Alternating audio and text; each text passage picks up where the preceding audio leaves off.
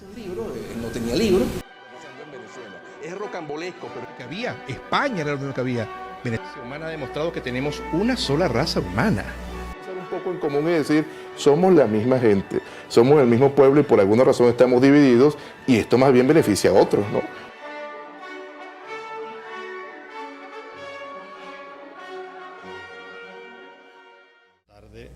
De este documental sobre historia, que hace una historia del mundo en dos siglos, el XVI y el XVII básicamente, en donde España y América tuvieron un protagonismo especial.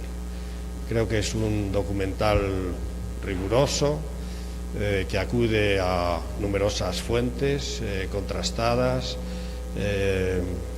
A algunos les abrirá nuevas perspectivas, a otros les confirmará en lo que ya sabían o pensaban, y otros seguramente mostrarán o pensarán que las cosas no fueron exactamente así, pero yo creo que a todos les va a resultar de interés.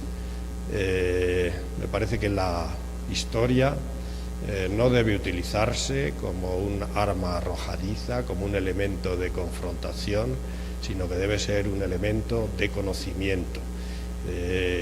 Los debates sobre historia deben hacerlos los académicos.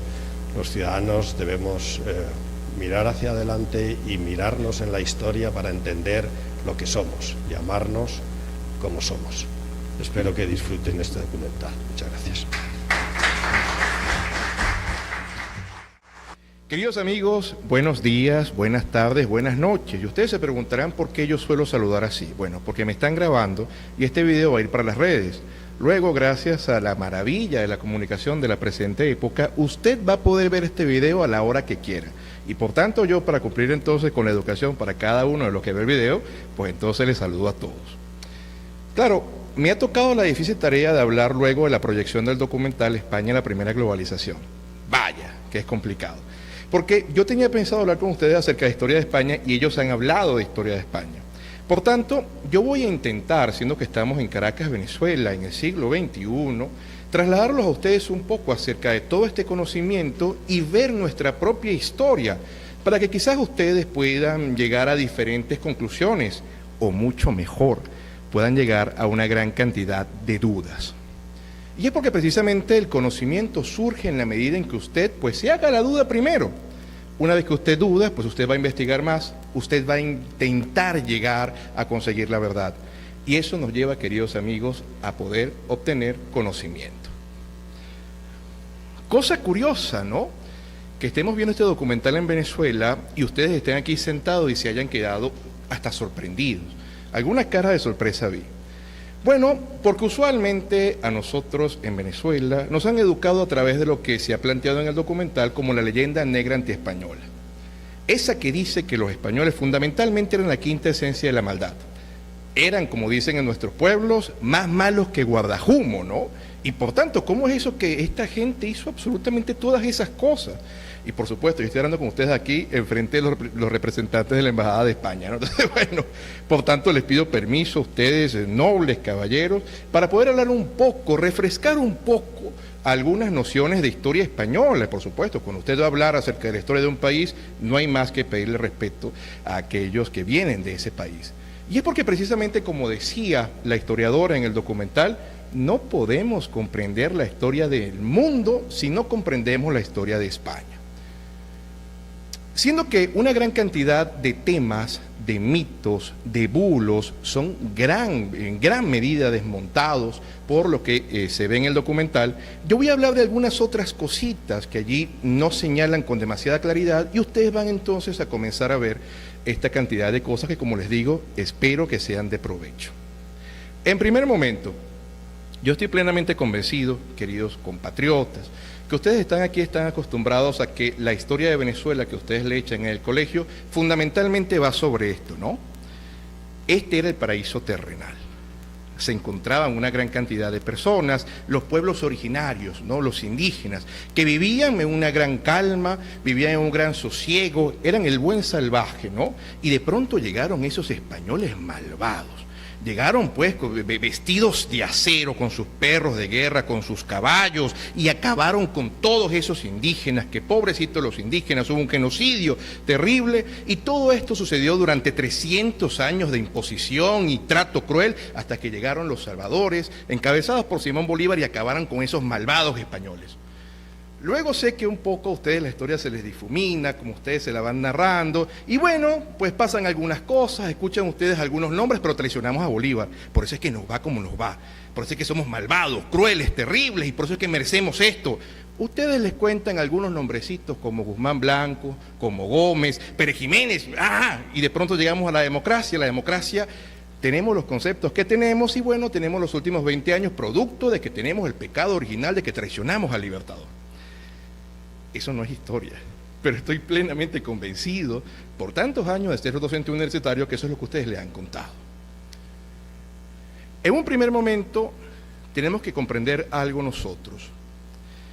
La historia no es esta herramienta arrojadiza que se hablaba en el documental, que usted lanza en contra de sus enemigos, con la famosa frase, no, tú cuoque, tú también. Al contrario, la historia de los pueblos tiene que consistir necesariamente en una lección. Es decir, en la medida en que usted pueda aprender los derroteros y los caminos sinuosos por los cuales usted ha transitado, entonces lo más probable es que usted no transite por caminos similares.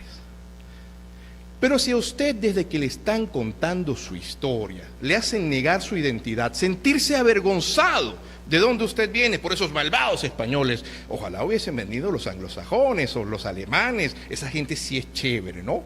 Bueno, usted ya comienza, como decimos aquí en nuestro pueblo, con un plomo en el ala.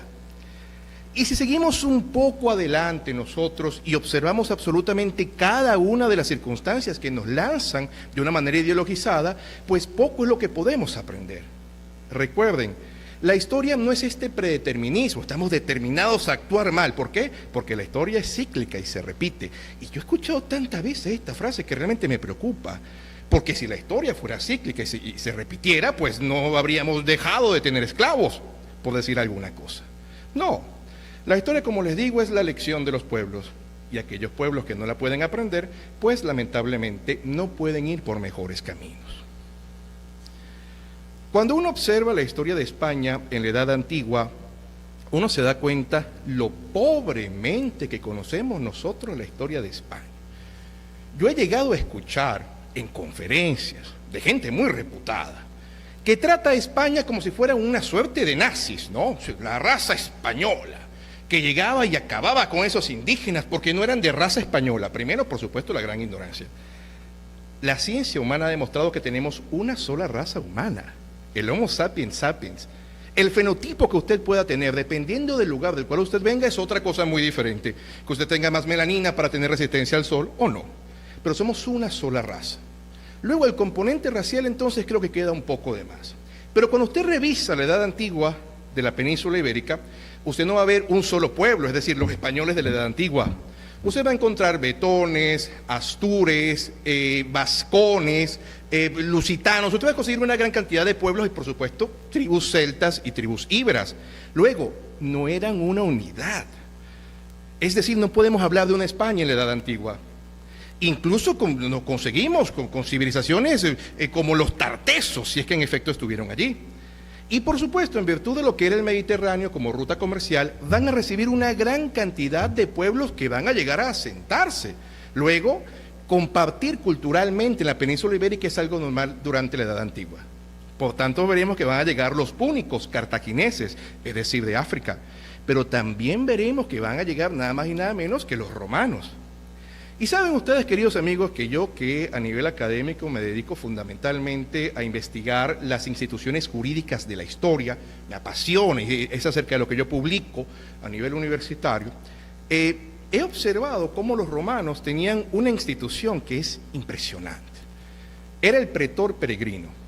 Era una suerte de conocedor del derecho que llegaba a cada zona en la cual Roma estaba interesada, aprendía el derecho de la zona y entonces en nombre de la República Romana primero y luego en nombre del imperio ejecutaba la ley. Es decir, Roma tiene éxito gracias a su fórmula. Roma no acaba con pueblos, salvo casos en los cuales las guerras son bastante duras, como la toma de Numancia en la península ibérica, sino que Roma asimila a los pueblos, les permite mantener su derecho y su cultura y se va expandiendo constantemente. Vaya, qué plan. España no fue poca cosa, o mejor dicho, la península ibérica no fue poca cosa para Roma. Hubo emperadores que nacieron en la península ibérica. Por Dios, Trajano nació en la península ibérica. Por eso es que constantemente escucho a mis amigos españoles que me dicen, ya batimos emperadores romanos. Es verdad. ¿Por qué yo a ustedes les he hecho este cuento? Bueno, porque cuando Roma, el Imperio Romano de Occidente, se va debilitando y al final se termina cayendo, veremos que los pueblos germanos van constantemente a expandirse por toda Europa, ¿no?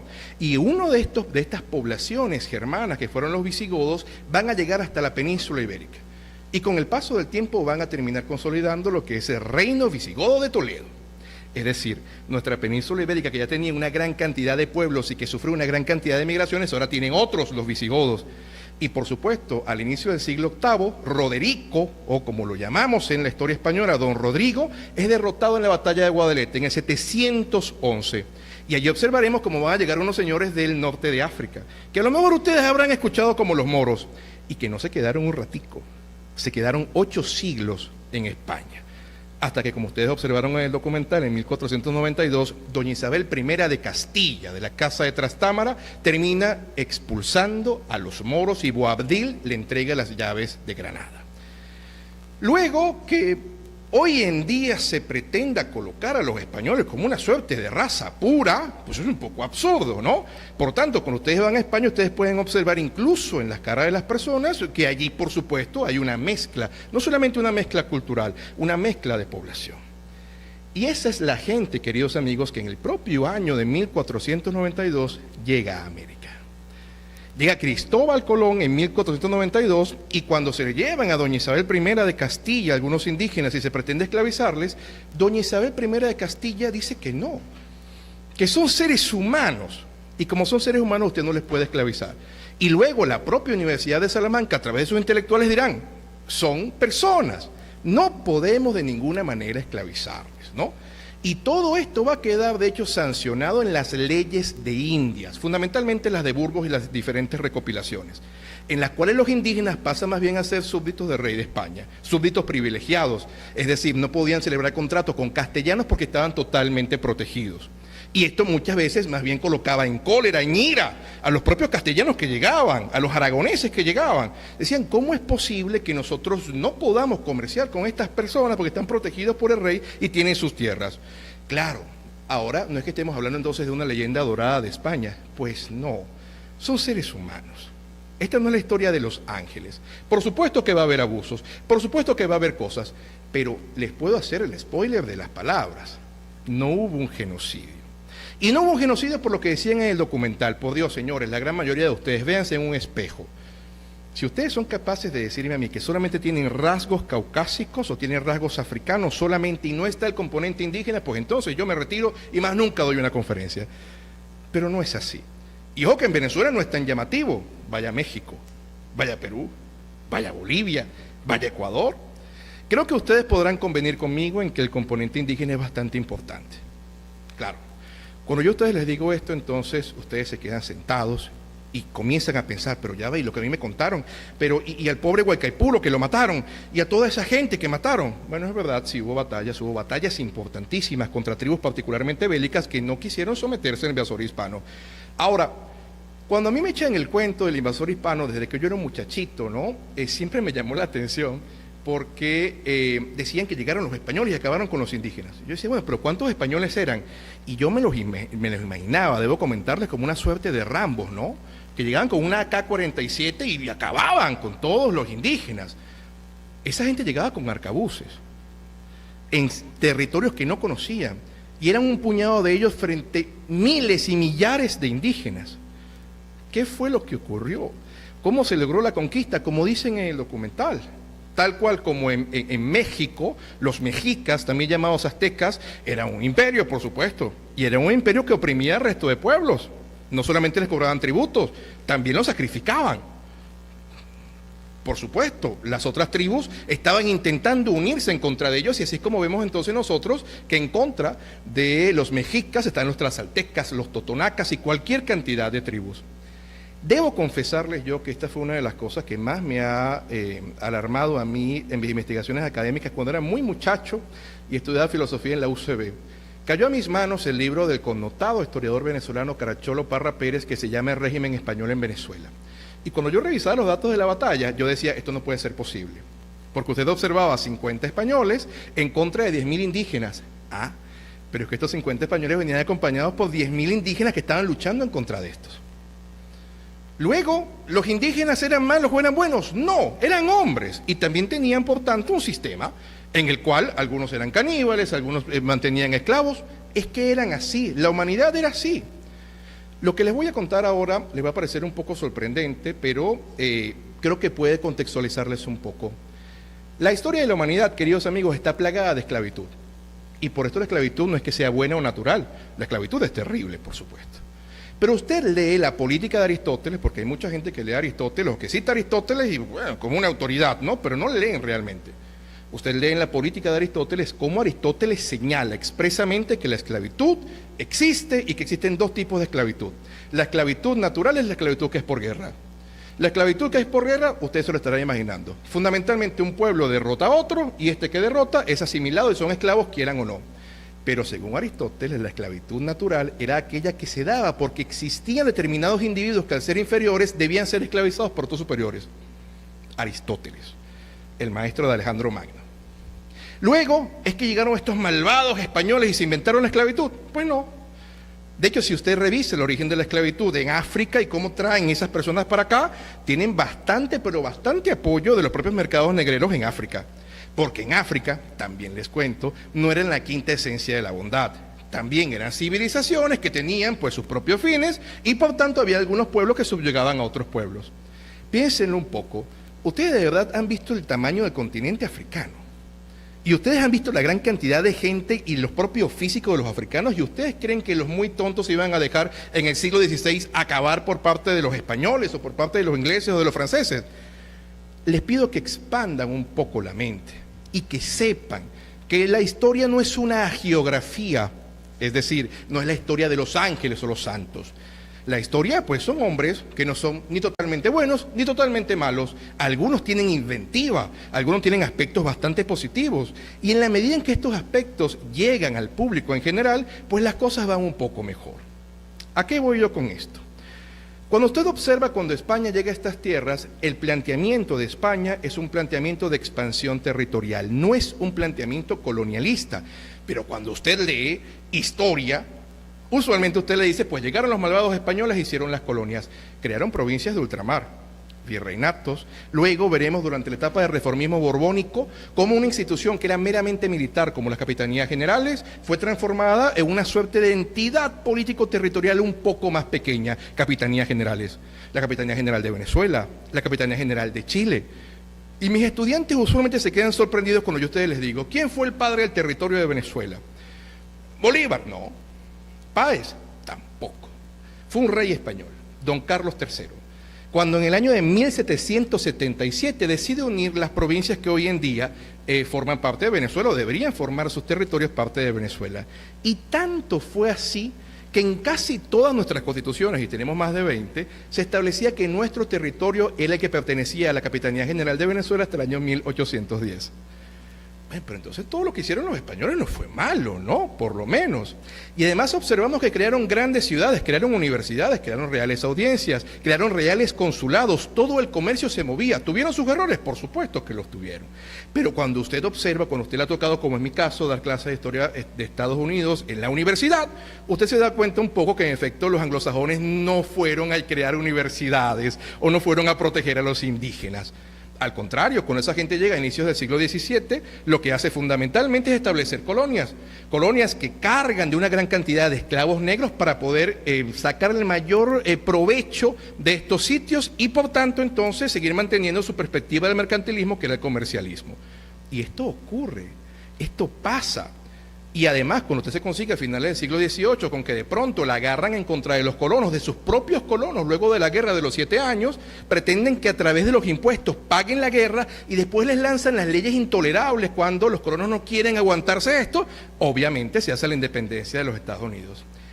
¿Y ustedes saben quién apoyó la independencia de los Estados Unidos? Francia y España. España entra por el tratado, el pacto de sangre, ¿no?, que tenía en ese momento la Casa de los Borbones con los franceses. ¡Wow! Pero entonces la cosa no es tan sencilla, ¿no? En la última conferencia que yo dictaba al respecto, uno de los que asistía me decía: profesor, lo que usted ha dicho me parece bien, pero ha tenido usted un olvido. Usted ha dejado de mencionar a los sacerdotes. Debo yo comentarles que es totalmente cierto. Cualquier persona que se haya dedicado a estudiar la historia de España tiene que saber que fue tan importante el hecho de que llegaran soldados a que llegaran sacerdotes a evangelizar. Porque de hecho, cuando usted observa cómo se van conformando los llamados pueblos de indios, usted se da cuenta claramente cómo los indígenas están protegidos por parte de aquellos que vienen de España, en particular los sacerdotes. Luego, las misiones no es que fueron misiones o campos de concentración para indígenas, no. Y no lo estoy diciendo yo, el barón Alexander von Humboldt, cuando viene para acá a finales del siglo XVIII, dicen: los indígenas han prosperado. Y otra cosa que a mí me llamó mucho la atención del barón, cuando habla, que estuvo aquí en Cumaná, él dice: en las provincias de ultramar de España hay muy pocos esclavos, a tal punto que yo, encontrándome en Cumaná, pasaba días hasta poder ver a un negro. Totalmente lo contrario cuando le echan a usted el cuento de las colonias norteamericanas o de las colonias francesas, ¿no? Ahora, entonces, el punto es que los franceses y los ingleses son los malos. No, es que la historia no se trata de esto. Yo sé que ustedes se la han contado así, pero no se trata de ser buenos o malos. Se trata de saber lo que pasó. A lo mejor nos sirve para algo, independientemente de que haya sido una historia vil, ¿no? Y cuando usted comienza a ver los procesos de independencia en América Hispana, fundamentalmente se dan ¿por qué razón? En el año 1808, Napoleón Bonaparte invade la península ibérica. Engaña al príncipe de la paz, como veníamos hablando entre telones. Engaña a don Carlos IV y a Fernando, el príncipe de Asturias que se había proclamado, Fernando VII. Y bueno, mira, pues entonces agarra y termina colocando como rey de España a su hermano José Bonaparte, el llamado Pepe Botella. Ante esta debilidad comienzan entonces diferentes levantamientos autonomistas que terminan en la independencia. Y les tengo un cuento que los va a asombrar más de lo que les he dicho. Hasta el año 1815 España no mandó tropas a estos territorios para intentar recuperarlos. Pero entonces ustedes me dirán: profesor, pero ya va, y los años 1810, 1811, 12, la campaña admirable, la guerra a muerte, era gente que vivía aquí en contra de otra gente que vivía aquí. Y además les va a alarmar más el hecho cuando ustedes observan que fundamentalmente los que iban en las tropas republicanas eran todos blancos criollos en su gran mayoría. Es decir, los grandes cacaos, la gente que tenía billete y era descendiente de los conquistadores. Y ustedes saben en gran medida quiénes estaban protegiendo los intereses de España aquí: los indígenas y los negros. Y es por ello que cuando usted observa entonces a José Tomás Boves, el urogallo, luchando durante la Guerra a Muerte, tiene a la Legión Infernal, como la llama la historia. ¿Y quiénes eran la Legión Infernal? Un ejército de puros esclavos a los cuales España le había dado la libertad por luchar a favor de la monarquía. ¡Bum! ¡Qué golpe!, ¿no? ¿Cómo es posible que esto sea así? Ahora, entonces, ¿Bolívar es bueno o malo? No, Bolívar es un hombre de su época que lleva adelante un proyecto político que tiene éxito, aunque luego, por supuesto, que él se siente fracasado y pasa todo lo que ocurrió. Cuando yo les he dicho a ustedes todo esto, estoy seguro que tienen un mar de ideas en sus cabezas y están pensando: pero ya va, ¿y cómo es esto? Ajá, profe, pero entonces, ¿por qué tenemos esta mentalidad tan lamentable de España? Porque la misma España compró la leyenda negra antiespañola, como ustedes vieron en el documental. Se creyeron la leyenda creada por los holandeses y por los británicos fundamentalmente. Claro que sí, creyeron que eran los malos. Y usted observa entonces el siglo XIX español, más allá de lo que es el rey Fernando VII, que gobierna como gobierna, su hija Isabel, que bueno, también gobierna como gobierna, y usted observa una gran cantidad de movimientos políticos complicados. Está el sexenio democrático, está la Primera República, se traen incluso a un descendiente de la dinastía de los Saboya recién creada para que sea rey, no funciona, y llega Alfonso XII de Borbón. Piensan los españoles que por fin ya tienen un rey que los va a encaminar, el hombre muere antes de los 30 años. ¿Qué les quiero decir con esto? También España durante el siglo XIX recibe golpe tras golpe y finaliza el siglo XIX con el desastre de 1898, en el cual los norteamericanos se fabricaron lo que suelen llamar un falso positivo y atracaron a España en Cuba y en Puerto Rico y terminaron despojando a España de Cuba, Puerto Rico y una gran cantidad de posesiones. Esto, por supuesto, hace entonces que los españoles ingresen al siglo XX derrotados, ¿no? Más la leyenda negra. Y cuando hablamos nosotros aquí, en el siglo XIX, de historia, pues no creemos toda la leyenda negra y con libros como Venezuela Heroica de Eduardo Blanco decimos, bueno, lo único que importa son los 200 años para acá. Queridos amigos, no. Somos mucho más antiguos que eso. Y hasta tanto nosotros no logremos comprender que debemos problematizar estos planteamientos o esquemas que nos han mostrado como una suerte de historia y que por tanto podemos comprender las similitudes que tenemos. Y no les estoy mintiendo, vaya usted a Andalucía y dígame que no se siente en casa. Vaya usted a México, a Chile, pues algo tenemos en común. Ahora usted vaya a Estocolmo, somos iguales. Vaya usted a Massachusetts, somos iguales. Pues no, esa gente tiene su propio devenir histórico y es verdad que todos somos de la misma raza, pero vaya que determina un montón la cultura, ¿no? De ahí que, queridos amigos, sé que han visto un documental bastante largo, no quiero aburrirlos particularmente con ello, pero solamente me gustaría cerrar con la siguiente frase, ¿no? Es una frase que a mí mismo, de la manera más egoísta posible, porque lo estoy compartiendo con ustedes, a pesar de que es para mí que es algo importante, me ha determinado para poder intentar de algún modo llevar la historia, llevar el conocimiento cultural a la mayor cantidad de gente posible. Y fue de un venezolano, fue de una de las cabezas más iluminadas de esta tierra, don Cecilio Acosta. Cecilio Acosta, de hecho, fue acogido por la Academia Española, estando aquí. José Martí habló maravillas de Cecilio Acosta y probablemente Martí es uno de los grandes poetas en español del siglo XIX. Don Cecilio Acosta, en un trabajo maravilloso que se llama Cosas sabidas y por saberse, del año 1856, que lo escribió en plena tiranía de los hermanos Monagas, Acosta refirió lo siguiente: la educación debe ser una luz que no se concentra, sino que se difumine, que llegue a cada estrato social, partiendo de lo más bajo. Y zanja con una frase que les digo hasta el día de hoy, yo no he escuchado una mejor, y si alguno lo ha escuchado, pues dígamela. Él dice, enseñe lo que se entienda, enseñe lo bueno, enseñe a todos, y eso es todo. Muchas gracias.